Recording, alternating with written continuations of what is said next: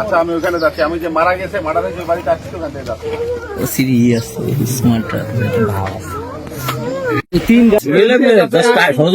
ঘটনাস্থলে এই জন্য সার্কেল মহোদয় আসলেন। আমি এখানে জয়েন করার পর থেকেই শুনে আসছি যে ব্রাহ্মণঝাটি আর বিদ্যাধর দুইটা গ্রাম আছে পাশাপাশি, যারা অত্যন্ত বর্বরতার সাথে তাদের পূর্বের থেকে মামলা মোকদ্দমা চলতেছে। একটা মেম্বার গ্রুপ আর একটা জুয়েল গ্রুপ। তো তারই ধারাবাহিকতায় আমি থানায় খোঁজ নিয়ে বা আমার অফিসে খোঁজ নিয়ে দেখেছি এদের বিরুদ্ধে অনেক মামলা, ওর বিরুদ্ধে এর বিরুদ্ধে, এবং মামলাগুলো সব আদালতে বিচারাধীন।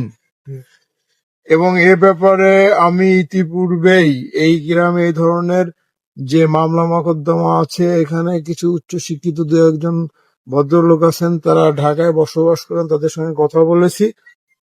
তারা চেষ্টাও করেছেন, কিন্তু তারা যখন এলাকায় নিয়ে বসে তাদের কথা শোনে না। এখন তারা এটা নিয়ে আর কর্ণপাত করে না।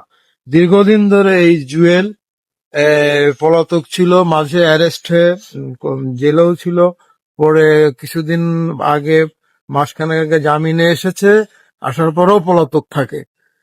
তারপরে এই পূর্বের শত্রুতার জের ধরে আজকে রাত 3টের সময় জুয়েল গ্রুপ অতর্কিতভাবে মেম্বার গ্রুপের উপর হামলা চালানোর পরে তাদের মেম্বার গ্রুপের একজন হাসপাতালে নিয়ে যায়। সেখানে তার নাম হচ্ছে সাইফুল, সে চিকিৎসারত অবস্থায় মৃত্যুবরণ করেছে।